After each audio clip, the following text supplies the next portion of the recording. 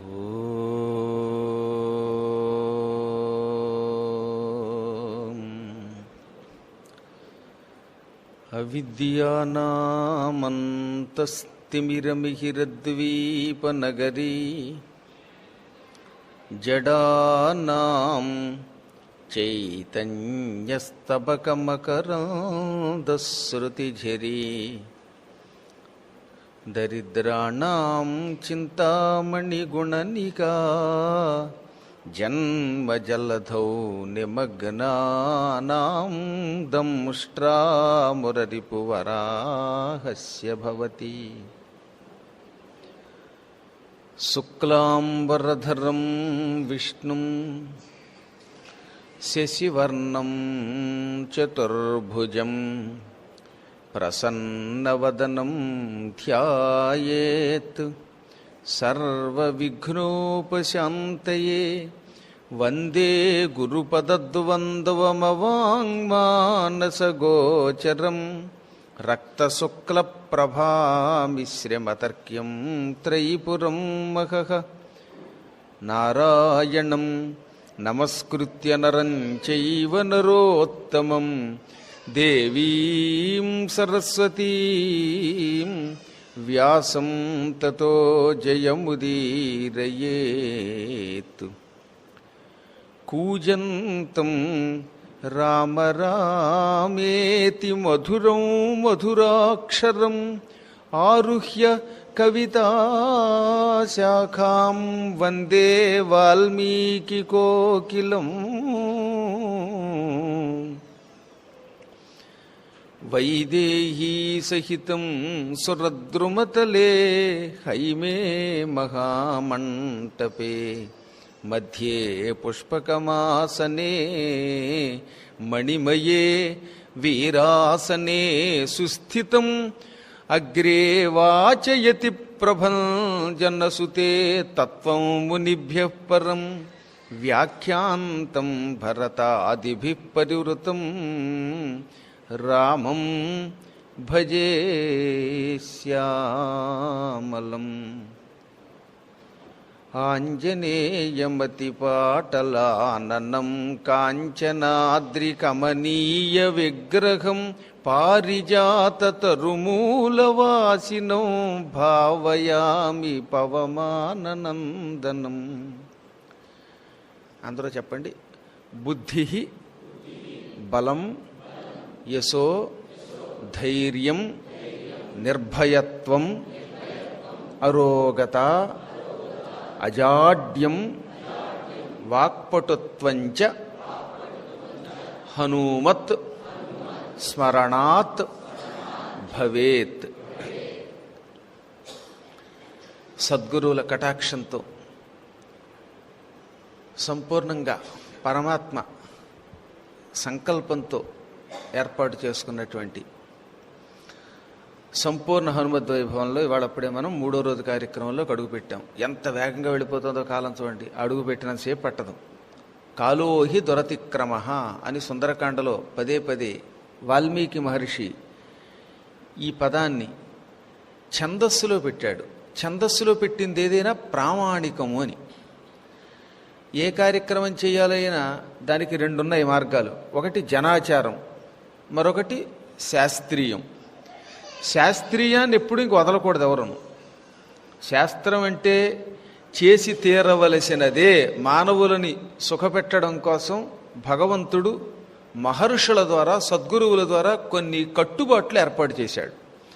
ఇంక ఇవి నియమములు, ఉల్లంఘించడానికి వీలు కాదు. చట్టానికైనా వెసులుబాటు ఉంటుంది కానీ శాస్త్రానికి వెసులుబాటు లేదు. అందుకే తస్మాత్ శాస్త్ర ప్రమాణంతు కర్తవ్యం. అందువల్ల శాస్త్రం అంటే చేసి తీరాలి అని భగవద్గీతలో కృష్ణుడు చెప్పాడు. ఇప్పుడు ఈ 40 రోజుల హనుమద్వైభవం కూడా శాస్త్రం. అది కూడా చెప్పినవాడు గురువులకి గురువు పరాశరుడు వేదవ్యాసుని తండ్రి చెప్పాడు. అందుకే మనం మండల దీక్షతో పెట్టున్నాం. ఎన్నాళ్ళైనా వినొచ్చు, కానీ సంపూర్ణంగా చెప్పుకోవడానికి మాత్రం ఒక మండల దీక్ష పెట్టుకోండి అన్నాడు ఆయన. ఆచరించి తీరాలి. అందులో ప్రత్యేకంగా కలియుగంలో ఇది నియమం అన్నాడు. ఇంకా జనాచారాలు ఉంటాయి, అవి మన ఇష్టం. ఎవరికి ఏ ప్రాంతం ఏ విధానం అలవాటు ఉంటే అలా చేసుకుంటాం. కాకపోతే దానికి మాత్రం ప్రామాణికత ఉండదు. అందుకే ఒక్కొక్కప్పుడు జనాచారం వల్ల ఫలితం శూన్యం అన్నారు. ఎవడో ఒక ఆయన నేల మీద కూర్చుని అన్నం తిన్నాడు అనుకోండి, అందరూ ఆ నేల మీదే కూర్చుని తినాలని ఏం లేదు. బల్ల మీద కూర్చుని కూడా వాడి ఆరోగ్యాన్ని బట్టి భోజనం చెయ్యొచ్చు అని మార్కండేయ పురాణంలో దత్తాత్రేయ చరిత్ర చెప్పింది. కాబట్టి ఇలా చెయ్యి అని శాస్త్రం నొక్కి చెప్పనప్పుడు అది ఆచరించడం వల్ల మన ఆరోగ్యాన్ని బట్టి మనకు లాభం రావచ్చు, నష్టం రావచ్చు. అందువల్ల శాస్త్రమే ప్రధానమైనది. అటువంటి శాస్త్ర ప్రమాణంతో కూడిన సంపూర్ణ హనుమద్వైభవంలో మనం అనుక్షణం కాలాన్ని సద్వినియోగం చేసుకుంటూ పరాశరుడు మైత్రేయుడికి వినిపించిన కథని చెప్పుకుంటున్నాం. పరాశరుడు మైత్రేయుడిని శ్రోతగా చేసుకుని చెప్పాడు. అంటే ఆయన ప్రధాన శ్రోత, ఇంకా చాలామంది ఉన్నారు అక్కడ ఋషులు, కానీ ఎవరో ఒక ఉత్తమ శ్రోత ఉండాలి. ఈ వ్యక్తి తప్పక అందరికంటే ముందు ప్రశ్నించేవాడై ఉండాలి. తక్కిన వాళ్ళంతా ఆనుషంగిక శ్రోతలు అవుతారు.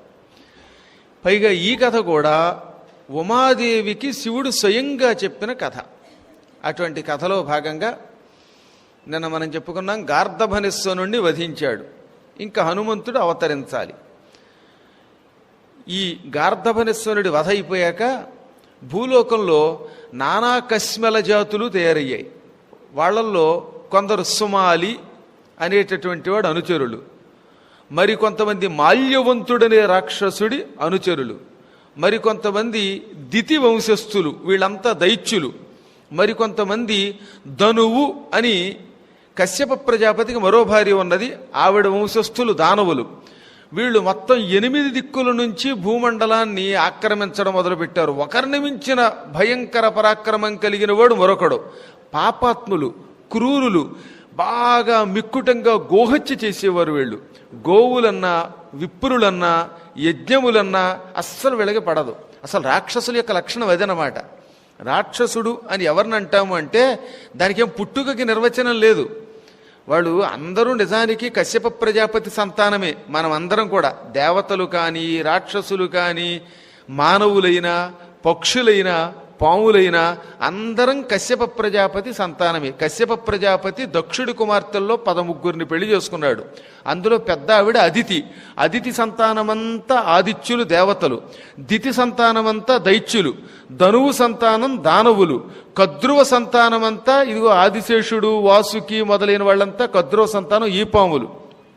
సురసాని మరొక ఆవిడున్నది, ఆవిడ సంతానమే కంబళుడు, అశ్వతరుడు, ధృతరాష్ట్రుడు, శంఖుడు, శబలుడు.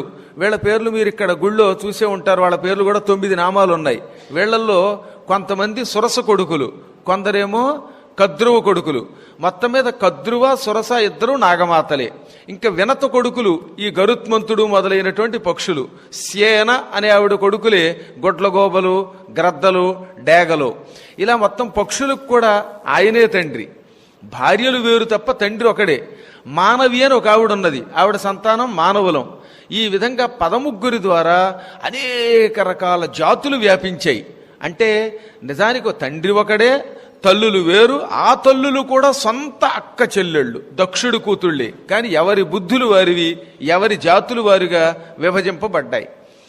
ఇంతమందిని కన్నవాడు ఒకడైనా వారి ప్రవృత్తిని బట్టి వారికి శుభాశుభాలు రావడం మొదలుపెట్టాయి. అందులో ఈ దైత్యులు ఏం చేయడం మొదలెట్టారట, ఆవుల మాంసం అంటే వీళ్ళకి బాగా ఇష్టం అనమాట. బాగా గెడ్డం పెంచుకుని గుండు చేయించుకుని ఈ దిక్కుమాల రాక్షసుల్లో కొంతమంది గోవుల్ని చంపేయడం, వాటి మాంసం తినడం. అందులో ప్రత్యేకమైన దరిద్ర పండుగలు ఉన్నాయి. ఆ రోజుల్లో అయితే వీధుల్లో కూడా ఉడకబెట్టేవారు వారు. ఇటువంటి హింస పెరిగిపోతే ఋషులు చూస్తూ చూస్తూ తట్టుకోలేకపోయారు. గోవులని బాగా శ్రద్ధగా పెంచాలి. గోపూజ ఎక్కడ జరిగినా అక్కడే సకల శుభాలు ఉంటాయి. నిజంగా ఒక పురాణం అని కాదు, కానీ సకల పురాణాలు, ఇతిహాసాలు, సంహితలు అన్నీ గోపూజ గురించి, మాతృపూజ గురించి నిత్యం ఎక్కడో చోట చెబుతూనే ఉన్నాయి. అందువల్ల గోపూజ వ్యతిరేకమైపోయి అవి నాశనం అయిపోతే మాత్రం ఎవ్వరం తట్టుకోలేం, చూస్తూ ఊరుకోలేం. రాక్షసుల బాధ వల్ల గోవులన్నీ నశించిపోతూ ఉంటే దేవతలంతా వణికిపోయి కొంతమంది ఋషుల్ని వెంట పెట్టుకుని వెంటనే బ్రహ్మ దగ్గరికి వెళ్ళారు. రాక్షసై పీడిత దేవాహ బ్రహ్మాణం శరణం యయుః బాధంతే రాక్షసాః నిత్యం బ్రహ్మన్ లోకాన్ ఋషీంశ్చ నః.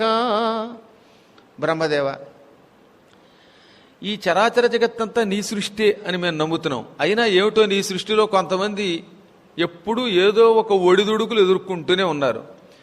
ఏ ముహూర్తంలో ఈ దేవతల్ని సృష్టించి వీళ్ళకి స్వర్గం ఇచ్చావో ఈ పదవి ఎప్పుడూ శాశ్వతంగా ఉండదు. 5 ఏళ్లకోసారి మారిపోయే భూలోకం గవర్నమెంట్లా తయారైంది మాది.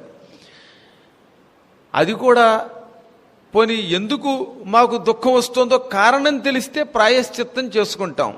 ప్రస్తుతం దితిపుత్రులు ధనువుపుత్రులు మమ్మల్ని పట్టి పీడించేస్తున్నారు. ఎక్కడ దేవతలకి సుఖం లేదు, యజ్ఞాలు లేవు.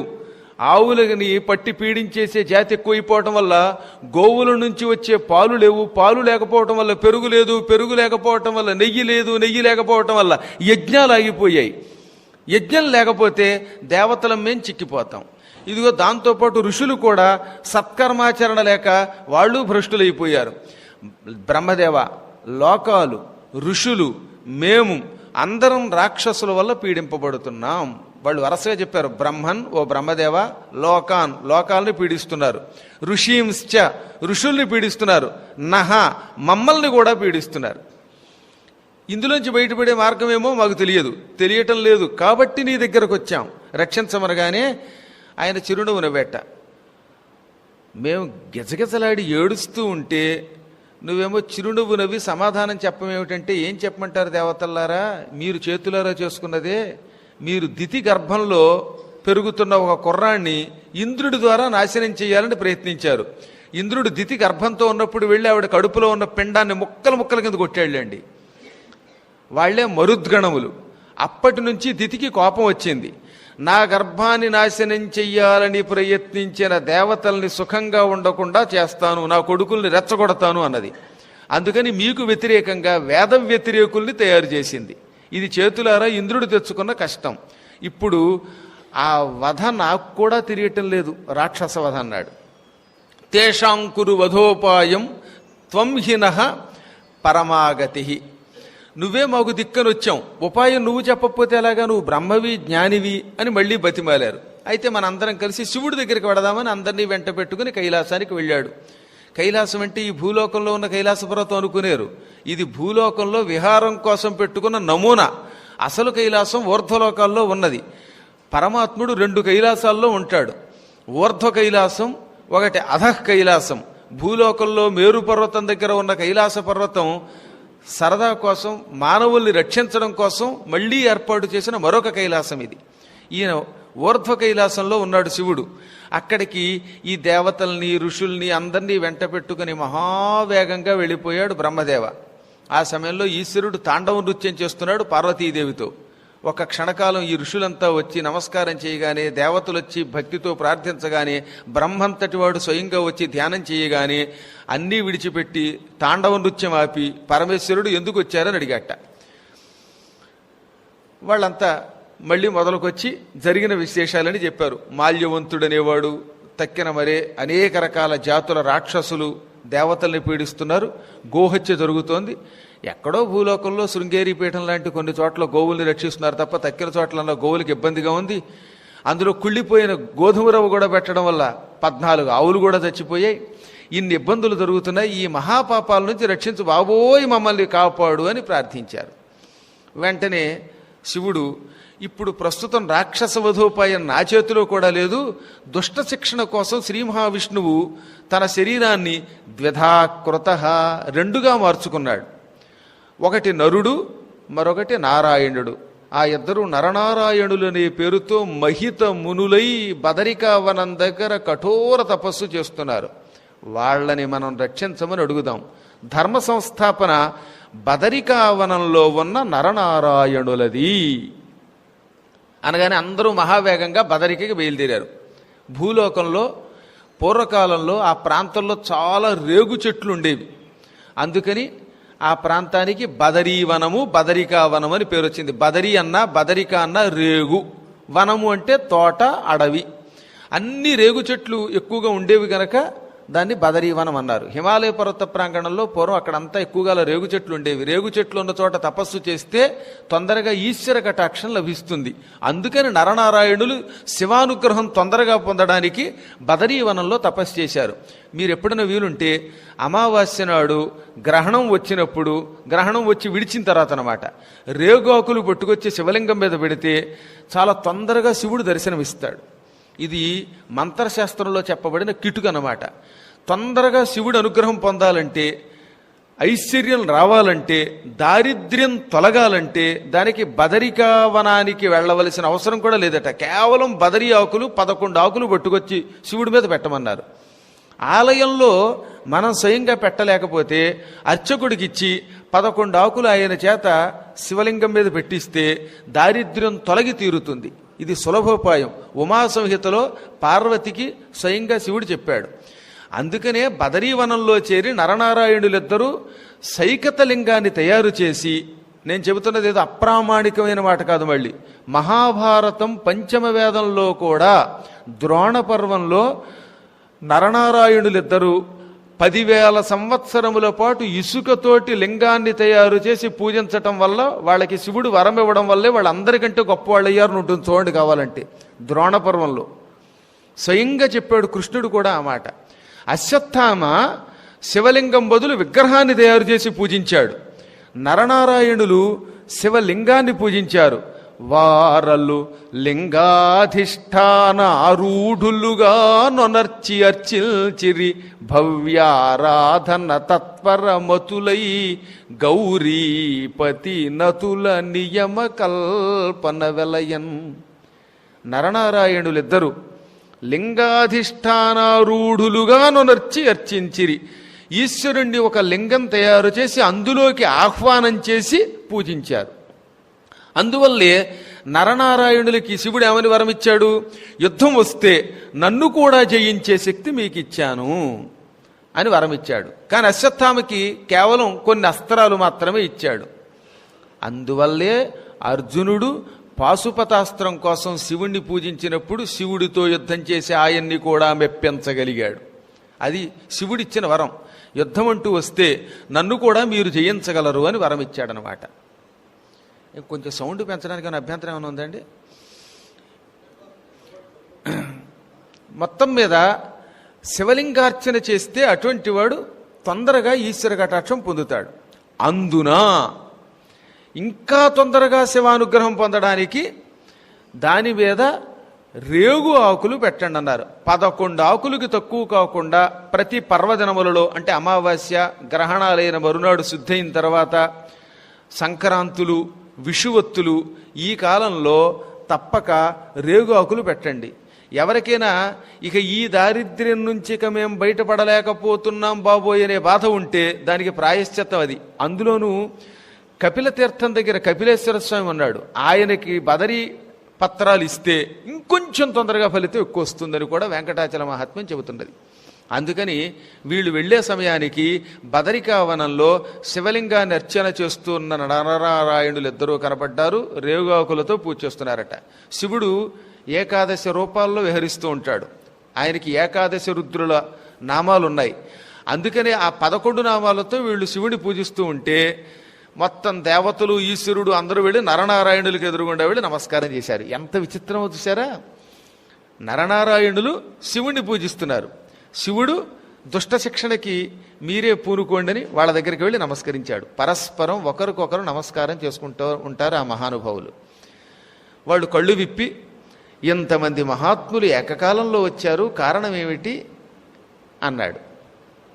బాధంతే రాక్షసాహ నిత్యం నరనారాయణ ప్రభో ఏతేషాంతు వధోపాయం క్షిప్రం కర్తుమిహార్హసి. ఓ నరనారాయణులారా, మీ అవతార ప్రధానోద్దేశ్యం దుష్ట శిక్షణ, లోకరక్షణ. మిమ్మల్ని మహిత మునులు అని వేదాలు శ్లాఘిస్తున్నాయి. స్వేచ్ఛగా విమానాల్లో తిరుగుతూ ఉంటారు మీరు. ఎప్పుడైనా భూలోకంలో బాగా పాపాత్ములు పెరిగిపోతే వాళ్ళని సంహరించడానికి మేము మిమ్మల్ని ప్రార్థిస్తాం, మీరు అవతరించి దుష్టులు శిక్షిస్తూ ఉంటారు. ఇప్పుడు ప్రస్తుతం కృతయుగం వెళ్ళబోతోంది, ఇంకా త్రేతాయుగం రాబోతోంది. ఈ సంధికాలంలో భయంకరులైన రాక్షసులు ఇటు భూమండలాన్ని, దేవలోకాన్ని, పాతాళలోకాన్ని పట్టి పీడించి పాలారుస్తున్నారు. ఈ రాక్షస సంహారం చెయ్యాలి, ఏదో ఒక ఉపాయాన్ని ఆలోచించండి అనగానే నరనారాయణులు, ఇప్పుడు మా దగ్గర గొప్ప ఉపాయం ఉన్నది, అది నీవే. నీవు చాలా కాలం క్రితం గార్ధభనిస్వన వధ సమయంలో భూలోకంలో అవతరించి విష్ణువుకి సాయం చేస్తాను అని మాటిచ్చావు. కాబట్టి నీవు ఆ మాట నిలబెట్టుకోవడానికి భూలోకంలో ఒక వానర రూపంలో పుట్టాలి. నీ ఒక్కడివి ఆ పని చేయకూడదు, సకల దేవతల యొక్క తేజస్సులని పుణికి పుచ్చుకుని పుట్టాలి అంటూ శ్రీ మహావిష్ణువు నారాయణ రూపంలో ఉన్నవాడు ఒక్కసారి కళ్ళు మూసుకున్నాడు. వెంటనే ఆయన శిరస్సు మీద నుంచి తెల్లని స్వచ్ఛమైన పిండి వెన్నెల వంటి ఒక తేజస్సు బయటకు వచ్చింది. తేజస్సు కూడా అచ్చం పిండి వెన్నెలేక మహాస్వచ్ఛమైనది, పూర్తిగా శ్వేతవర్ణంలో ఉన్నది. ఆ తెల్లని కాంతి రాగానే ఆయన చేత్తో ఆ ముద్దని పట్టుకున్నాడు. తేజస్సుని అసలు ఎవడన్నా పట్టుకోగలడా? అలా పట్టుకోగలడు కాబట్టే ఆయన్ని నారాయణుడు అన్నారు. దీపం నుంచి కాంతి వచ్చింది, కాంతిని మనం చూడగలం తప్ప చేత్తో పట్టుకోలేం. కాంతిని కూడా పట్టుకునే శక్తి త్రిమూర్తులకి జగన్మాతకి ఉంది. అందువల్ల ఆయన ఆ తెల్లని కాంతిని ఒక ముద్ద చేసి పట్టుకున్నాడు. ఇంతలో పక్కనున్న నరుడి శరీరం నుంచి నీలపు వర్ణములో ఉన్న కాంతి ముద్ద బయటకు వచ్చింది. నరుడు నీలస్వరూపుడు, అప్పుడప్పుడు అందుకే ఆయనకు కూడా తమో గుణం వస్తుంది. నరనారాయణులిద్దరు అవతరించిన దుఃఖం నరుడి లక్షణం, ఆ దుఃఖం తొలగించడం నారాయణ లక్షణం. ఎందుకంటే నారాయణుడు సాత్వికుడు, అందుకని తెల్లని కాంతి వచ్చింది. నరుడు సహజంగా అప్పుడప్పుడు అజ్ఞానంలో పడిపోతూ ఉంటాడు. భూమి మీద పుట్టాక ఎంత గొప్పవాడికైనా అజ్ఞానం వస్తుందిట కాదు, వస్తోంది. మనం చూస్తూనే ఉన్నాగా. అనుక్షణం ఎంత చదువుకున్నా, ఎన్ని విన్నా మళ్ళీ బుట్టలో పడిపోతూనే ఉంటాం, సంసారంలో పడిపోతూనే ఉంటాం. ఇవేవి మన వెంట రావని తెలిసినా మళ్ళీ ఈ పురాణం పూర్తయి లేచామంటే ఇక పరుగున పక్కవాడిని తోసేశ్వరి ప్రసాదం మనమే లాక్కోవాలనుకుంటాం. అదే తమోగుణం అంటే. అందువల్ల నరుడి తమోగుణం వల్ల ఆయనలో నుంచి నీలపు కాంతి బయటకు వచ్చింది.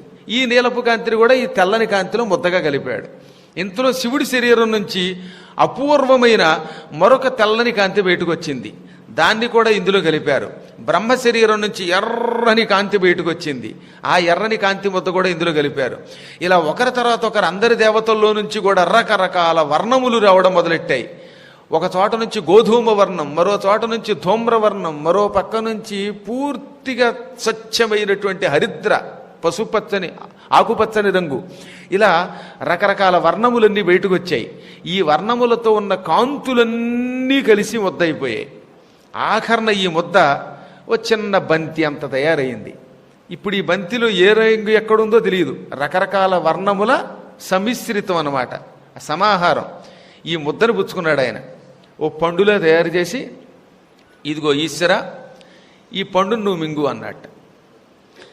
ఇది మింగి నీ శరీరంలో భద్రపరుచుకో, దీనిని పార్వతీ గర్భంలో ప్రవేశపెట్టు, తద్వారా నీవు సకల దేవతా స్వరూపుడివై హనుమంతుడనే పేరుతో త్వరలో అవతరిస్తావు. ఆ హనుమంతుడు అవతరించాక శ్రీ మహావిష్ణువు కూడా అవతరిస్తాడు. మీరిద్దరూ కలిసి సమస్త లోకాలలో ఉన్న రాక్షసుల్ని సంహరించి ధర్మ సంస్థాపన చెయ్యండి. బ్రహ్మణశ్చ సురాణాంచ తేజసా సాకమీసితు. ఈ బ్రహ్మాది సకల దేవతల యొక్క తేజస్సుని భరించే శక్తి నీకు మాత్రమే ఉంది, పూర్తిగా పుచ్చుకో అన్నట్ట. సమీర కుమార విజయం అని ఒక గొప్ప గ్రంథం ఉందని మీకు పదే పదే చెబుతున్నాను. దాదాపు 400 సంవత్సరాల క్రితం పరమ పూజ్యుడు పుష్పగిరి తిమ్మన్న, ఆయన పేరు, ఇంటి పేరు పుష్పగిరి, తిమ్మన్న కవి, చాలా గొప్ప కవి. ఈయన పోతన గారి తర్వాత వాడు. పోతన గారికి శిష్యుడని కూడా కొందరు అంటారు, కానీ చరిత్రలో ప్రమాణం లేదు. ఇంచుమించుగా భాగవతం ఎలా ఉంటుందో అటువంటి శైలిలో రాశాడు ఆయన. 450 సంవత్సరాల క్రితం ఈ సమీర కుమార విజయం రాసినట్టుగా కొందరు చరిత్రకారులు చెప్పారు. కాలం మనకెందుకు కానీ ఆయన కవిత్వం మాత్రం ముద్ద. ఏం ముద్ద? భక్తి రస స్వరూపం. అందులో అంటాడు ఈ ఘట్టంలో, ఈ తేజోమయ దివ్య పిండము కపర్దీ సర్వదేవాంశ సంభూతం వై నిజ వైష్ణవద్యుతుల పెంపుంజంది నీయందు సంప్రీతిల్ శంభు కళా ప్రధానమయి గౌరీ వానరీ గర్భ సంజాతం వై హరిదాస్యరూపక ప్రతిజ్ఞల్ తీర్చి పాలించెడిన్. ఓ కపర్ది, ఈశ్వర, ఈ మొత్తం తేజస్సులన్నీ కలిపిన ముద్ద, ఈ పిండం, దేవతలందరి తేజస్సులు, మా తేజస్సు, నీ తేజస్సు అన్నీ కలగాపులగమైనది. ఇది నిజ వైష్ణవద్యుతుల పెంపుంజెంది. శివ తేజస్సు, వైష్ణవ తేజస్సు, శివకేశవుల అభేద తత్వంతో కూడినది. అందుకే ఇటు శైవులు ఇటు వైష్ణవులు అందరూ పూజించవలసిన రూపం అవుతుంది. ఎవరైనా హనుమంతుణ్ణి ద్వేషిస్తే ఏకకాలంలో సకల లోకాలని ద్వేషించిన వాళ్ళు అవుతారు. అందువల్ల ఇది అన్ని జాతులు అన్ని మతాల వాళ్ళు గౌరవించవలసిన అపూర్వ స్వరూపం అవుతుంది. ముఖ్యంగా నీలో ఉంటుంది గనక శంభుకళ ప్రధానమై శివకళ ప్రధానం అవుతుంది.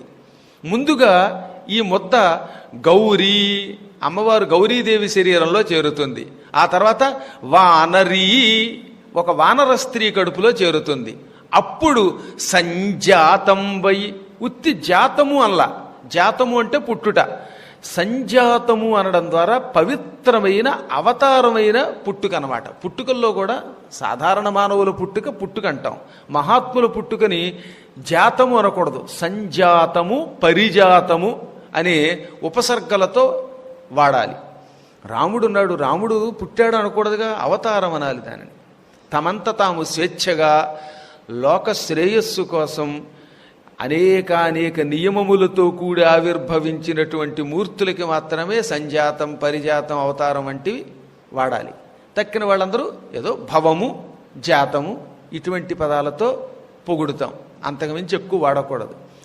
కలియుగంలో కూడా అలాంటి అవతారమూర్తులు ఉన్నారు, కాకపోతే వాళ్ళని గుర్తించడం కష్టం. ఎప్పటికి కూడా హిమాలయాలలో మహానుభావులైన యోగులు ఉన్నారు. ఇప్పుడు శృంగేరి పీఠాధిపతులు వంటి పీఠాధిపతులను అందరినీ సంజాతులు అనాలి. అందుకే కరకమల సంజాత అని అంటున్నారుగా రోజు సమాసాల్లో. ఉత్తి జాత అని ఎందుకండల్లా, ఆ స్థాయి అటువంటిది గనక, జగద్గురువులు గనక వారు. కాబట్టి ఎవరికి ఏ పదం ఎలా వాడాలో ఆచితూచి తెలుసుకోవాలట. గురువులని, ఉపన్యాసకుల్ని పేరు పెట్టి పిలవకూడదు. ఏమంటే పద్మాకర్ గారు బాగున్నారా అనకూడదు, గురువు గారు అనే సంబోధించాలి. ఎందుకంటే పురాణం చెబుతున్నారు, వింటున్నారు గనక. శాస్త్ర నియమాలు కొన్ని ఉంటాయి, లౌకిక నియమాలు కొన్ని ఉంటాయి. అందుకని ఇక్కడ సంజాతం వై అని ఈ పుష్పగిరి తిమ్మన్న గారు వాడాడు. ఆ తర్వాత హరిదాస్యం చేస్తానన్న ప్రతిజ్ఞని తీర్చడానికి లోకంలో ఈ రూపం ఆవిర్భవిస్తుంది అనగానే ఈశ్వరుడు ఆ తేజస్సుని మింగి అందరి దగ్గర సెలవు తీసుకుని వెళ్ళిపోయాడు. తెల్లని స్వచ్ఛమైన రూపంతో ఉంటాడు శివుడు. ఇప్పుడు ఈ పిండం లోపలికి వెళ్ళగానే ఆయన ముఖం కాసేపు వివిధ వర్ణాలతో వెలిగిపోయిందిట. అసలు శివుడు అంటే ఎంత తెల్లగా ఉంటాడో తెలిసిన? కొంతమంది ఉంటారు, ఆ స్వచ్ఛమైన తెల్లదనాన్ని దేంతో పోల్చలేం. చంద్రుడి వెన్నెల కంటే, పాల సముద్రపు నురుగు కంటే, హిమాలయ పర్వత ప్రాంగణం కంటే ఈశ్వర తేజస్సు మహాస్వచ్ఛమై వెలుగుతుంది అని పేరు. స్ఫటికం కంటే తెల్లనిది ఆయన రూపం. ఇప్పుడు ఈ పిండం వివిధ వర్ణములతో ఉండడం వల్ల ఆయన మృంగగానే కించిత్ కాలం ఆ ముఖంలో అనేక వర్ణములు భాసిల్లాయిట. అక్కడి నుంచి ఆయన కైలాసానికి వెళ్ళిపోయాడు. ఒక రోజున పార్వతీదేవి శివుడి పక్కన కూర్చున్నది. శివుడు యోగముద్రలో ఉన్నాడు, మహాధ్యానంలో ఉన్నాడు. యోగి అనే శబ్దం ఇటు శివుడికి ఇటు కృష్ణుడికి కూడా చెల్లుతుంది. ప్రస్తుతం యోగీశ్వరుడు ధ్యానంలో ఉన్నాడు. ఆ సమయంలో కైలాసం అంతా ఒక విచిత్రమైన ఆహ్లాదకరమైన వాతావరణంలోకి మారిపోయింది. కైలాసంలో కూడా ఈ జీవులు ఉంటాయి, కాకపోతే ఆ జీవులన్నీ దేవజాతి జీవులు, ఇవి భూలోక జీవులు. అక్కడ ఏ వంక చూచిన హే పార్వతీపతే కురుదయాం మయ్యను కోకిలలును, ఏ ఛాయగాంచిన హే నాగభూష మాం పాలయ అనడి మరాళములును, ఏ దిక్కు కన్గొన్న హే చంద్రశేఖర రక్షమాం అనడి హర్యక్షములును, ఏ ప్రక్క తిలకింప హే సాంబ శంభో దయాంభో నిధే అను ఆలమంద కమ్మ పూదే తినబెట్టు తమ్ములకు నమశివాయ మంత్రము చెప్పు మధుపగణము అహహ కైలాస మహిమలేమని నుతిల్తు కీట పశు పక్షులకు శివకీర్తనం బే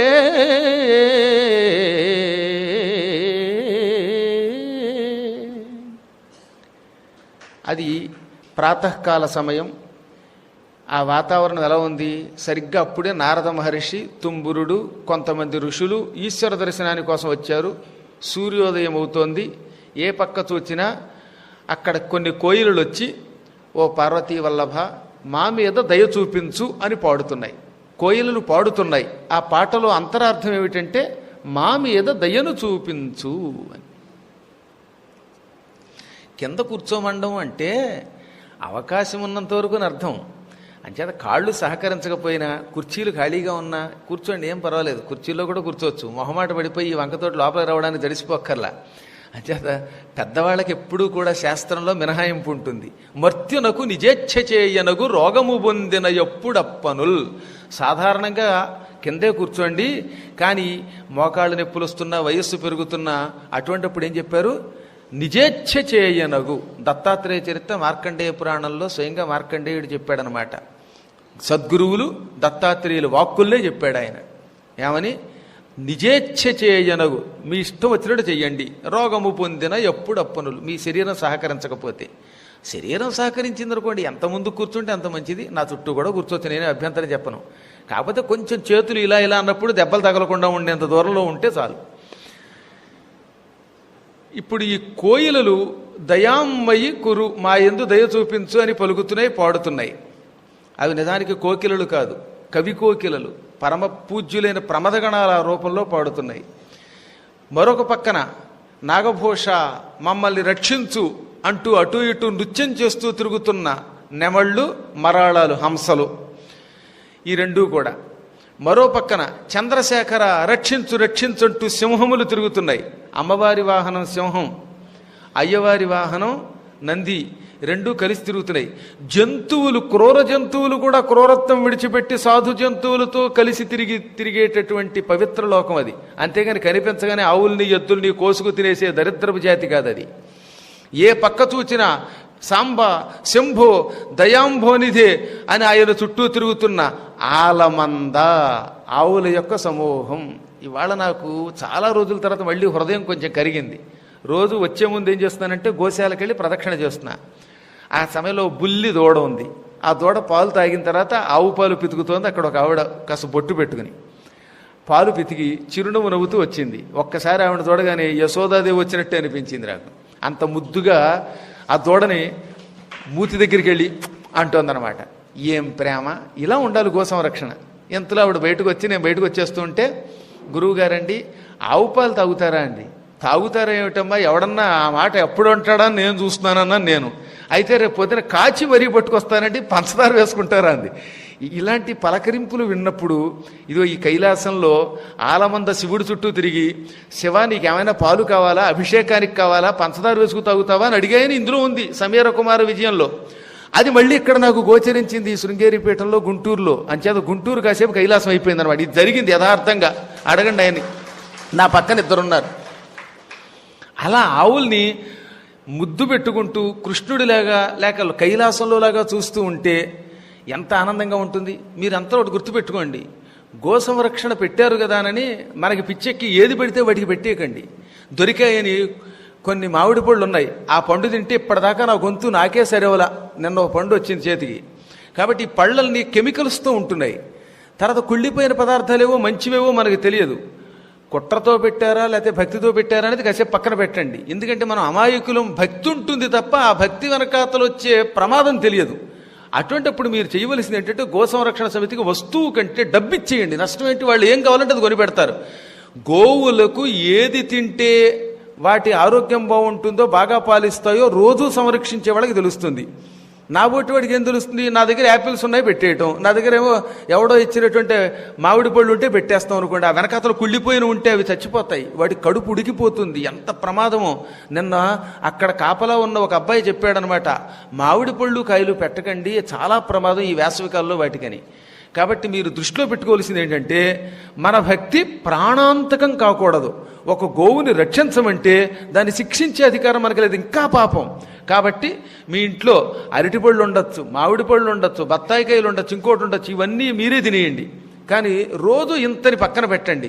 నేను ఎరిగి ఓ రిక్షా తొక్కుకునే కుర్రాడు ఒకడున్నాడు ఏలూరులో.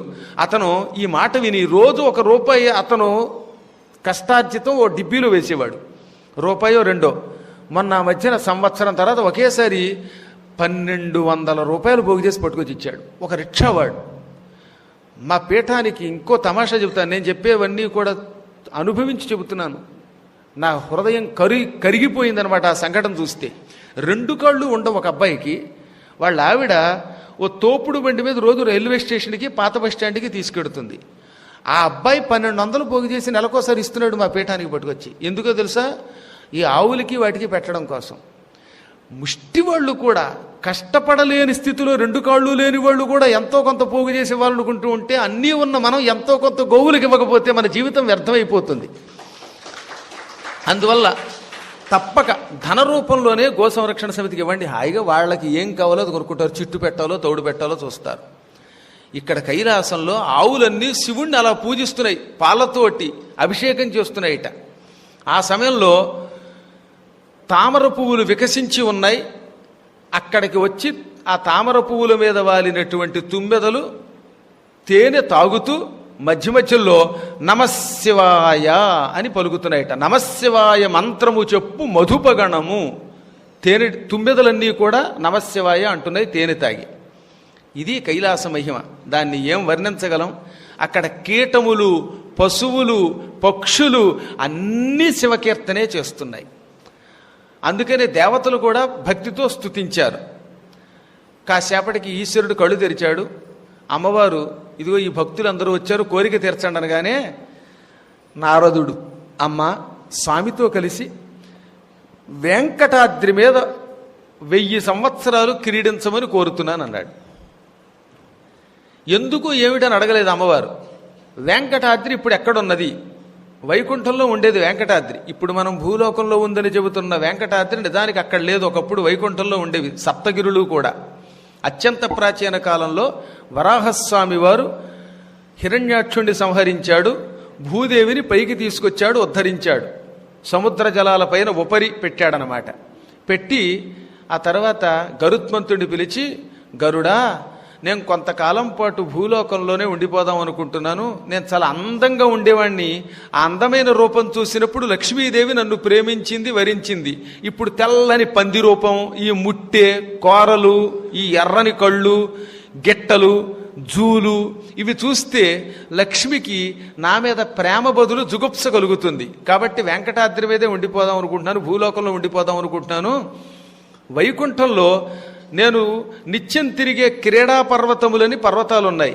ఆ 7 పర్వతాలని భూలోకానికి పట్టుకొచ్చాయి.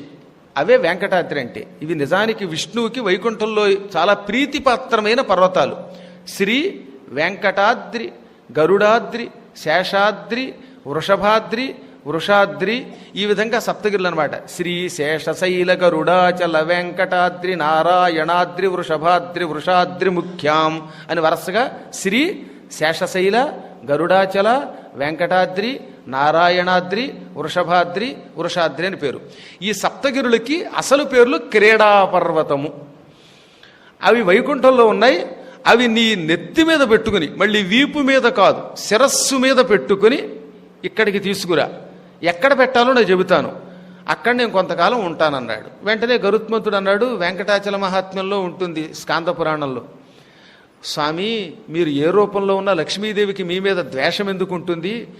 అందంగా ఉన్నప్పుడు ప్రేమించి పెళ్లి చేసుకున్న స్త్రీ కొద్ది రోజులు పోయాక అందం వికారం అయిపోయినంత మాత్రం చేత విడాకులు ఇస్తుందా? ఇది ఏమన్నా భూలోకపు తంతు కాదు కదా. ఒక ఆయనకి బాగా జుట్టు ఉండేది, నల్లగా నిగనగలాడుతూ. ఆ జుట్టును చూసి ప్రేమించిందిట. పెళ్ళైన కొద్ది రోజులు జుట్టు ఊడిపోయింది. అందుకని నీకు వదిలేస్తానంది భార్య. నిజంగా జరిగింది. అలా వదిలేస్తానన్న అనడానికి సామాన్య మానవకాంత కాదు, జగన్మాత. నువ్వు ఎలా ఉన్నా ఆమె నీతోనే ఉంటుంది అన్నాడు. గరుడా, ఎందుకు ఇన్ని మాటలు?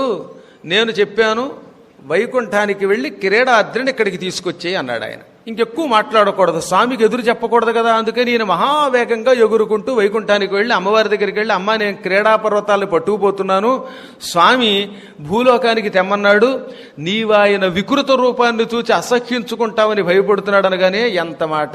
ఏ అవతారంలో ఉన్నా ఆయన కూడా నేనున్నాను, ఆయనకి నాకు అభిన్నం, అయినా ఆయన నిన్ను భూలోకానికి తెమ్మన్నాడు కనుక ఈ కొండ మీద కూర్చుని నేను వచ్చేస్తాను, ఆయన లేకపోతే నాకెందుకు వైకుంఠం అంది. ఈవిడ బయలుదేరగానే నీలాదేవి నేను వస్తానన్నది. ఈ విధంగా శ్రీదేవిని నీలాదేవిని ఇద్దరిని క్రీడాపర్వతం మీద కూర్చోపెట్టి అవలీలగా చాలా తేలికగా పుష్పమాలిక ఎత్తినంత తేలిక, ఇంకా ఈ పూలు మాల కాస్త బరువుగానే ఉంది, అది ఇంకా సులభంగా ఎత్తేట. ఒక ముక్కలో చెప్పాలంటే వెంకటాచల మహాత్మ్యం ఏమన్నాడంటే, మదపుటేనుగు చిన్న తామరకాడ ఎత్తినంత తేలికగా భక్తుడవటం వల్ల గరుత్మంతుడు ఆ పర్వతాలను ఎత్తి శిరస్సు మీద పెట్టుకున్నాడు. శిరోధార్యము, అది అంత గౌరవించాలి. ఎప్పటికి కూడా గరుడాద్రి చూసారా మీరు? ఆ వ్యూ కనపడుతుంది, అచ్చం గరుత్మంతుడు రెక్కలు విప్పి దాన్ని మోసుకొస్తున్నట్టే ఉంటుంది. ఆ కొండ నెత్తి మీద పెట్టుకుని మహావేగంగా ఎగురుకుంటూ భూలోకానికి వచ్చేశాడు. అప్పుడు ఆయన, నాయన, మేరు పర్వతానికి 1000 యోజనముల దూరంలో సువర్ణముఖి అని ఒక నది ఉన్నది, ఆ నదీ తీరంలో ఈ పర్వతాలను పెట్టు అన్నాడు. అదనమాట కాళహస్తికి దగ్గరలో. అప్పటికి కాళహస్తి క్షేత్రం ఉంది, వెంకటాద్రి కంటే ముందే కాళహస్తి క్షేత్రం ఉందని వెంకటాచల మహాత్మ్యంలో ఉంది. అక్కడ సువర్ణముఖి తీరంలో ఆయన చెప్పిన చోట ఈ 7 పర్వతాల శ్రేణిని గరుత్మంతుడు పెట్టాడు. అదిగో ఆ పర్వతాలు భూమిలో శాశ్వతంగా పాతుకుపోయాయి. కలియుగాంతము వరకు ఈ కొండలు ఇక్కడే ఉంటాయి, యుగాంతం అయ్యాక తిరిగి వీటిని వైకుంఠానికి పట్టుకుపోతాను. అప్పటిదాకా నేను ఇటు వైకుంఠంలో విష్ణువుగాను వరాహ రూపంతో ఇక్కడ ఉంటాను. కృతయుగంలో కొంతకాలం వరాహ రూపంతో ఇక్కడున్నాక నరసింహస్వామి కూడా మళ్ళీ ఇక్కడికి వస్తాడు ఆ రూపంలో.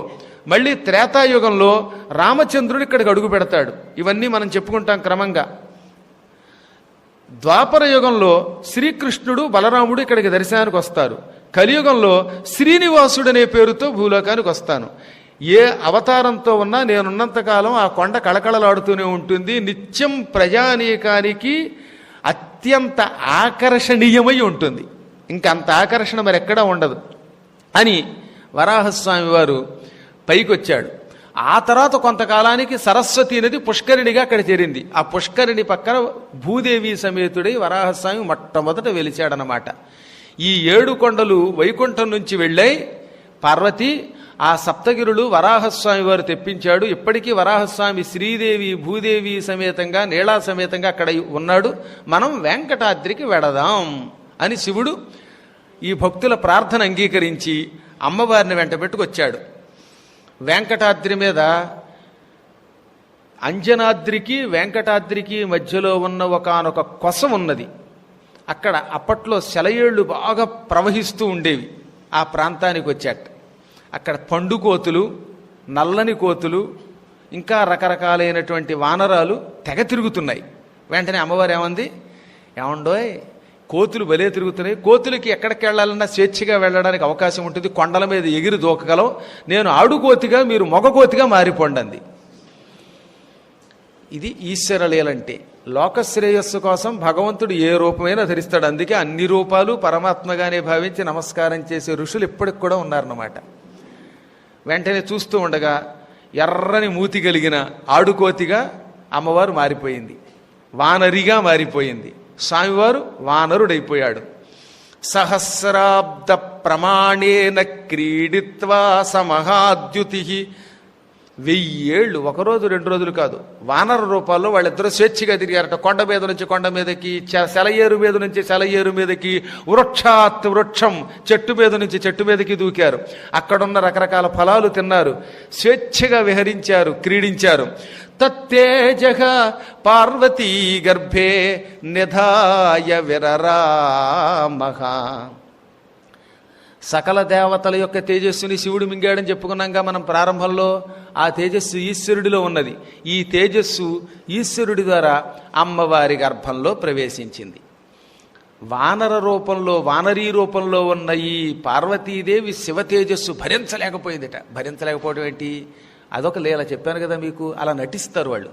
స్వామి ఏమిటిది, ఏదో నిప్పుల ముద్దని కడుపులో పెట్టుకున్నట్టుగా ఉంది నాకు, మీ తేజస్సు అమోఘంగా ఉంది, భరించలేకపోతున్నాను, ధగధగలాడిపోతున్నది, భగభగలాడిపోతున్నది. ఓరి బాబోయ్, కొన్ని వేల అడవులు తగలబడుతున్నప్పుడు వచ్చే దావాగ్ని కంటే కూడా వేడిగా ఉన్నది. ఎందువల్ల అన్నది, అమ్మవారి శరీరంలో అనేక లోకాలు ఉన్నాయి. అమ్మవారి నుంచి అగ్నిహోత్రుడు ఆవిర్భవించాడు. అమ్మవారికి 3వ కన్ను అగ్నిహోత్రం. అమ్మవారు అంటే ఏమిటి? త్రినేత్ర స్వరూపిణి కదా. హ్రీంకారాసన గర్భితానలసికాం సౌహు క్లీం కళాం బిభ్రతీం సౌవర్ణాంబరధారిణీం వరసుధాధౌతాం త్రినేత్రోజ్వలాం. రోజు అమ్మని మనం ఏమని స్తోత్రం చేస్తున్నాం దేవీ కట్కమాలలో? త్రినేత్రోజ్వలాం. కుడి కన్ను సూర్యుడు, ఎడమ కన్ను చంద్రుడు, 3వ కన్ను అగ్ని. అగ్నిహోత్రుణ్ణి కన్నుగా పెట్టుకోగలిగిన జగన్మాత పంచభూతాలని సృష్టించిన తల్లి ఈ తేజస్సుని భరించలేకపోతోందిట. ఎందుకంటే ఆవిడే భరిస్తే కొన్ని ఇబ్బందులు ఉన్నాయి. అందుకని భవిష్యత్తు దృష్టిలో పెట్టుకుని భరించలేకపోతున్నాను, ఇంత వేడిగా ఉందేమిటండి అన్నది. ఆయన కూడా చిరునవ్వు నవ్వి, పార్వతిగా ఉంటే ఈ తేజస్సు నువ్వు భరించగలవు, కోతి రూపంలో ఉన్నావు కదా ఓ నాతి, ఈ కోతి రూపంలో ఉండడం వల్ల దీన్ని భరించలేకపోయావు అన్నట్ట. మరి ఏం చెయ్యనండి అన్నది. నువ్వే ఆలోచించు, ఉపాయం నీకే తోస్తుంది అన్నాడు ఈశ్వరుడు వానర రూపంలోనే. ఆ నారీమణి పండు నిప్పు కణికం వ్యాపించు తీక్ష్ణత్వమున్ లోనన్ నిల్పక అగ్నిగర్భమునకెట్లో చేర్చే ఆ తండు తద్భాను ప్రస్ఫుటమైన వేడిమినిద అల్పం లేక తత్తేజముల్ బోనంగల్గు సమీర సన్నిధికి సమ్మోదం బునన్ తార్చినన్. జగన్మాత భగభగలాడుతున్న పండు నిప్పు కడికలా ఉన్న ఆ తేజస్సుని భరించలేక లోపల అంతకంతకీ సుళ్ళు తిరుగుతూ ఉంటే, పెరిగిపోతూ ఉంటే వేడి, వెంటనే ఏం చేసింది? ఓం నమ శివాయ అని పలికి గర్భం మీదలా కొట్టి ఆ లోపల ఉన్న తేజస్సుని బయటికి తీసేసిందండి. అక్షీణ కనక సన్నిభ పక్ష యుగోద్భూత ఘోర పవమాన మహావిక్షేప కంపితానేక క్షోణిధరేంద్రమవుతూ అభ్రంకషధూమాయిత విభ్రాంత మహాస్ఫులింగ విసరోగ్ర శిఖాదభ్రష్ట దగ్ధలోకాదభ్రంబై వచ్చతూడు దవసిఖి అన్నట్లుగా ఉందన్నారు. అంటే ఏమిటో తెలిసిన, గరుత్మంతుడు ఆకాశంలో ఎగురుతున్నప్పుడు ఆయన రెక్కలు బంగారపు రంగులో ఉంటాయి. ఆ బంగారపు రెక్కలు పైకి కిందకి ఇలా అలాగానే బంగారం ముద్దలు ముద్దలై ఆకాశంలో వెదజల్లబడుతున్నట్టుగా ఉంటుంది. పైగా ఆ రెక్కల నుంచి పెద్ద గాలి వచ్చి కొండలన్నీ ఒక్క దెబ్బకి గజగజ గజ గజ వణికిపోతాయి. ఆకాశంలో హెలికాప్టర్ వెడుతూ ఉంటేనే కిందన్న చెట్లు కదిలిపోతూ ఉంటే అంతటి వాడు ఎగురుతూ ఉంటే ఆ వేగానికి ఆ గాలికి కొండలు కదలడంలో ఆశ్చర్యమేమున్నది? మొత్తం 7 కొండలు ఊగిపోయాయి. పైగా ఈ తేజస్సు బయటికి రావడంతో అలా గరుత్మంతుడి రెక్కల నుంచి వస్తున్న బంగారపు కాంతి వంటి కాంతి బయటకు వచ్చింది. కొన్ని వేల అడవులు ఒక్కసారి తగలబడుతున్నప్పుడు ఇంతంత నిప్పురవ్వలు ఫెటిల్ ఫెటిల్లు అనే శబ్దంతో పైకి లేచిపోతాయి చూడండి.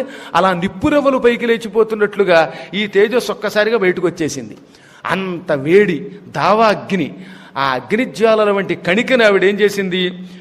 ఓయి అగ్నిహోత్ర, అగ్నివి, నువ్వు మాత్రమే ఈ అగ్ని తేజస్సుని భరించగలవు, నేను భరించలేను, పట్టుకో అని అగ్నిహోత్రుడిని పిలిచింది.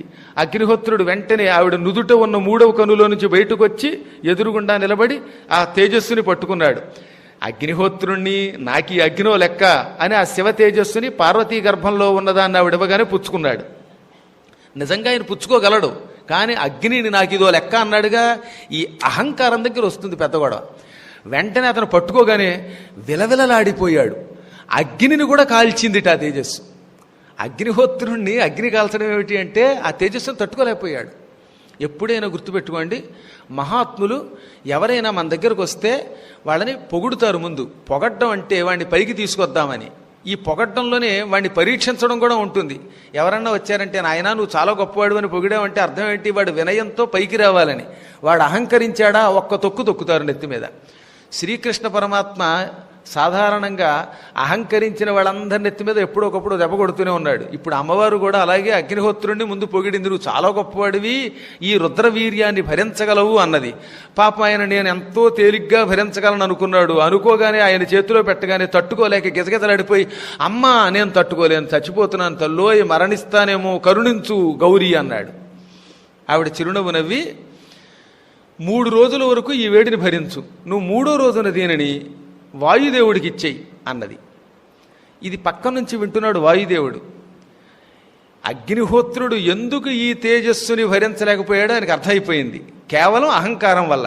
అందుకని వెంటనే, పరమేశ్వరి జగన్మాత 3 రోజుల తర్వాత నాకు ఇస్తానంటున్నావు, అతనికంటే నేను అర్భగుణ్ణేమో, నేను భరించగలనా లేదా, నన్ను రక్షించు బాబోయ్ అని ప్రార్థించాడు. వెంటనే ఈశ్వరుడు, నాయనా నువ్వు నా స్వరూపానివి, వాయువుకి శివుడికి తేడాలేస్తుమా, శివుడు వాయువు ఇద్దరు ఒకటే రూపం. పంచభూతాల్లో ఒక భూతంగా వచ్చిన వాయువు కూడా సంపూర్ణమైన శివస్వరూపం. అందుకే ఎప్పుడు కూడా శివపురాణం అన్నా వాయుపురాణం అన్నా అర్థం ఒకటే. అందువల్ల నువ్వు నా స్వరూపుడివి. ఇప్పుడు వినయంగా ప్రార్థించావు కదా, కాబట్టి రుద్రవీర్యమును భరించగలిగే శక్తి నీకు ప్రసాదిస్తుంది అమ్మా అన్నాడు ఆయన. ఈయన తథాస్తు అన్నాడు. అతి కష్టం మీద అగ్నిహోత్రుడు 3 రోజులు భరించాడు ఈ తేజస్సుని. ఈ 3 రోజులు అనుక్షణం ఓం నమశివాయ ఓం నమశివాయ అంటూనే ఉన్నాడు. ఆ 3 రోజులు యజ్ఞములు జరిగితే యజ్ఞాల్లో ద్రవ్యం సేకరించలేకపోయాడు, పాపం కృషించిపోయాడు.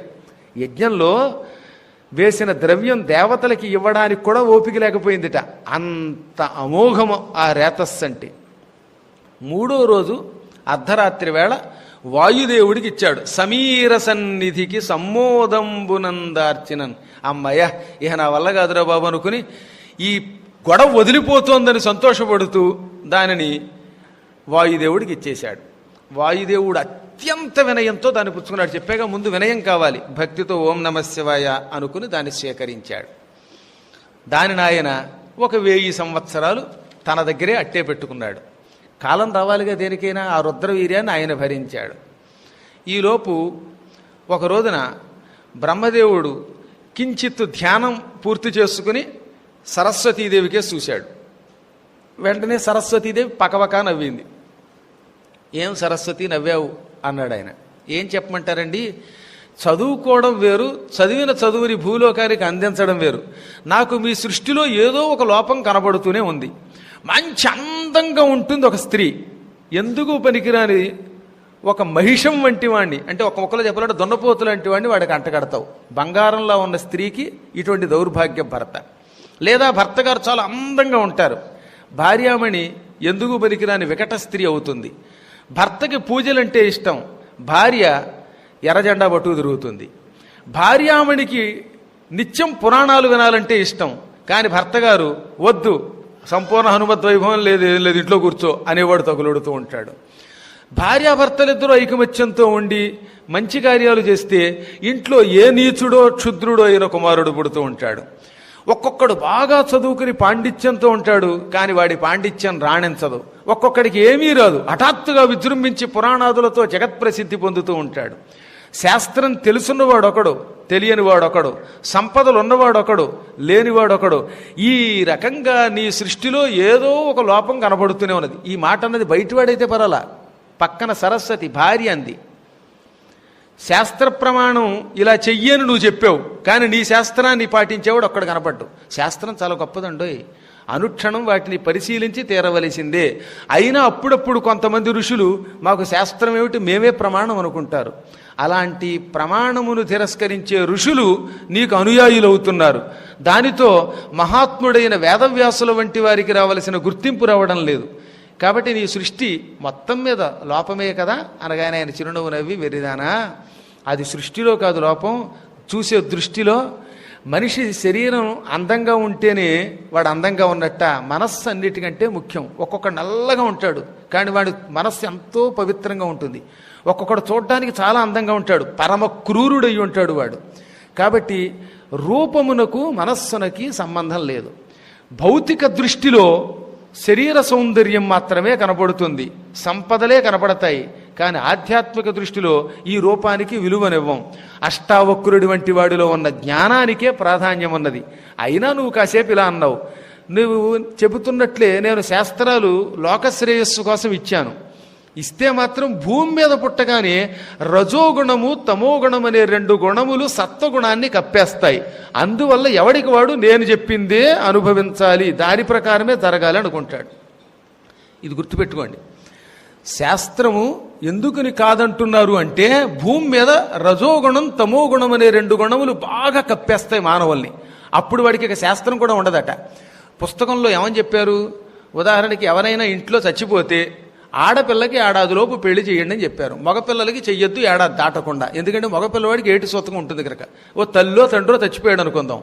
అప్పుడు ఆ తల్లిదండ్రుల యొక్క కూతురికి సంవత్సరం లోపు పెళ్లి చేస్తే సకల శుభాలు కలుగుతాయి. బృహస్పతి స్వయంగా చెప్పిన శాస్త్రం ఇది. అలాగే ఒక ఇంట్లో శవం వెళ్ళిపోయింది అనుకుందాం, ఇంట్లోనే చచ్చిపోయారు అనుకుందాం. అప్పుడు ఆ ఇంట్లో సంవత్సరం లోపు ఏదో శుభకార్యం చేయాలి. అందుకే ఆ ఇంట్లో ఆడపిల్లలకి ఎవరికైనా గర్భం ఉంటే ఇంట్లోనే సీమంతం చెయ్యండి, లేదా ఇంట్లో ఏడాదిలోపు ఉపనయనం చెయ్యండి, లేదా ఇంట్లోనే ఒక కళ్యాణం లాంటిది చెయ్యండి, లేదా ఏదైనా ఒక యజ్ఞం చెయ్యండి. ఏది? ఆడపిల్లలకి. మళ్ళీ మగపిల్లలకి చేయకూడదు. ఇలాంటివి చేస్తే శుభము అని చెప్పారు. వీటిని అజ్ఞానంలో పడిపోయి అదిగా ఎవరో ఇంట్లో చచ్చిపోయారట, ఇంట్లో సీమంతం చేయకూడదట, అసలు పూజే చేయకూడదట, ఏడాది పాటు వీడు అన్నం మాత్రం తినచ్చు, అక్కడ మాత్రం మినహాయింపు ఉండదు, శుభ్రంగా పిండి వంటలతో తింటాడు. దీపారాధన చేయకూడదని ఒకడు, అసలు ఆలయానికే వెళ్ళకూడదని ఒకడు, ఎవడికి తోచింది వాడు చెప్పేయటం వల్లే ఈ సృష్టి ఇలా నశించిపోతున్నది. అక్కడ శాస్త్రంలో లోపం లేదు. శాస్త్రమును అర్థం చేసుకోలేని రజోగుణ తమోగుణ ప్రధానుల వల్ల పాండిత్యహీనాహ, కలియుగంలో ఎక్కువగా పాండిత్యహీనులు తయారవుతారు. దానివల్ల ప్రమాదము సుమా. ఇప్పుడు ఇంతకీ నీకేం కావాలి? ఎంత వాదోపవాదం చేశావు కదా అన్నాడు సరస్వతితో. ఒక అపూర్వ సౌందర్యవతిని లోపం లేని దానిని సృష్టించండి. ఆ అపూర్వ సౌందర్యవతికి అంతటి అపూర్వ సుందరుడైన మనోహరాకారుడైన వ్యక్తిని ఇచ్చి పెళ్లి చేయండి అంది. సరే, నీకోసమే అలా చేస్తాను అని ఈయన ఏం చేశాడు? వెంటనే మహాతపస్సుతోటి ఒక క్షణకాలం యోగముద్రలోకి వెళ్ళిపోయి వెంటనే అష్టముద్రలు వేసి ఒక సుందరిని సృష్టించాడు. ఏమి సౌందర్యం! బంగారమే ఆవిడ శరీరపు వర్ణం. ముక్కు, కళ్ళు, చెవులు, నాలుక, చర్మం, ఏ అవయవం ఎక్కడ ఉండాలని బృహస్పతి వంటి వారు సాముద్రిక శాస్త్రంలో చెప్పారో అలా ఉన్నది. సాముద్రిక శాస్త్ర ప్రకారం అవయవాలన్నీ తీర్చిదిద్దబడి ఉన్నాయి. ఆ అపూర్వ సౌందర్యవతిని చూచి ఈవిడని ఎవ్వరూ కూడా భూమిని దున్నినట్టుగా దున్నలేరు, అంటే ఈ సౌందర్యమును భ్రష్టం చెయ్యలేరు, అందువల్ల ఈవిడికి అహల్య అని పేరు పెడుతున్నాను అన్నాడు ఆయన. హల్య అంటే నాగలితో దున్నదగినది అనగా ఆ సౌందర్యమును దాటి వెళ్ళగలిగేది అని అర్థం. అహల్య ఆ సౌందర్యమును దాటి వెళ్ళేది మరొకటి లేదు. వంక పెట్టడానికి వీలు లేని అపూర్వ లావణ్యవతి. సరిగ్గా ఆ సమయానికి అక్కడికి వచ్చాడు నారద మహర్షి. నాన్నగారు, మీ తపశ్శక్తి అంతా వినియోగించి ఒక అపూర్వ సోదరిని సృష్టించారు నా కోసం, బాగానే ఉన్నది. ఈ సుందరీమణికి భర్త ఎవరు అది కూడా చెప్పండి, మా అమ్మ కోరిక అది. ఒక మంచి భర్త కూడా రావాలి కదా అనగానే ఆయన చిరునవ్వు నవ్వాడు. సరిగ్గా సమయానికి ఇంద్రుడు కూడా వచ్చాడు, దేవతలు వచ్చారు, మహాత్ములు వచ్చారు, ప్రమదగణాలు వచ్చారు, రక్షోభూత ప్రేతాదులు వచ్చారు. ఎవరికి వాళ్ళే ఈ సుందరిని నాకే ఇమ్మంటే నాకే ఇమ్మని బ్రహ్మని అడిగారు. ఇప్పుడు బ్రహ్మగారికి పెద్ద తంట వచ్చింది. అందరూ ఒకేసారి ఒకే స్త్రీని కోరుకుంటే ఇవ్వడం ఎలాగా? అందుకని బాగా ఆలోచించి ఆయన భూమండలము చుట్టూ ఏక దివసంలో 3 ప్రదక్షిణ చేసి ఎవరు వస్తారో వారికి ఈ కుమార్తెనిచ్చి పెళ్లి చేస్తానన్నాడు. ఒక్క రోజులో భూమి చుట్టూ 3 ఒకసారి కాదు 3 సార్లు తిరగాలి. గుళ్ళోకి వచ్చి 3 సార్లు ప్రదక్షిణ చేయకుండా బయటే దండం పెట్టుకుపోతున్నారు కొంతమంది ఓపిక లేక. అటువంటిది భూమి చుట్టూ 3 మార్లు. వెంటనే ఇంద్రుడు, మిగతా వాళ్ళు ఎలా ఉన్నా నేను మహావేగంగా వెళ్ళిపోతాను, ఇప్పుడే నా దగ్గర ఉచ్చైశ్రవం అనే గుర్రం ఉంది, ఈ గుర్రం చాలా వేగంగా వెడుతుంది, 3 సార్లు తిరిగి వస్తాను, బ్రహ్మదేవ నేను వచ్చేదాకా మాత్రం తొందరపడి పెళ్లి చేయకే, నేనే ముందు వస్తాను, నాకే పిల్లని అంటే బ్రహ్మ అలాగే నువ్వు ముందు వస్తే నీకు ఇస్తానులే అన్నాడు. ఇటువంటి అపూర్వ సౌందర్యవతి ఇంద్రుడికి దక్కకూడదు, ఎందుకంటే ఇంద్రుడికి కొన్ని దుర్బుద్ధులు ఉన్నాయి. నారదుడికి ఈ విషయం తెలుసు. అందుకని వెంటనే నారదుడు ఏం చేశాడు, ఇంద్రుడు నా సోదరీమణికి భర్త అవ్వడమా, ఇంతకంటే అపూర్వ సుందరుడు మరొకడు రావాలనుకున్నాడు. ఆ సమయంలో భూలోకంలో మిథిలా నగరానికి కొంత దూరంలో ఒక ఆశ్రమం కట్టుకుని ఒక మహానుభావుడు కఠోర తపస్సు చేస్తున్నాడు.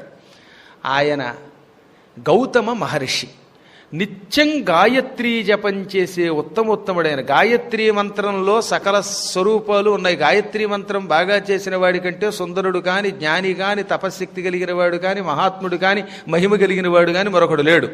వెంటనే గౌతముడి దగ్గరికి వెళ్ళాడు. చాలా మందికి తెలియక గౌతముడిని వృద్ధుడు అంటారు. వృద్ధుడు అనే పదం ఏం లేదు అక్కడ, జ్ఞాన వృద్ధుడు ఆయన.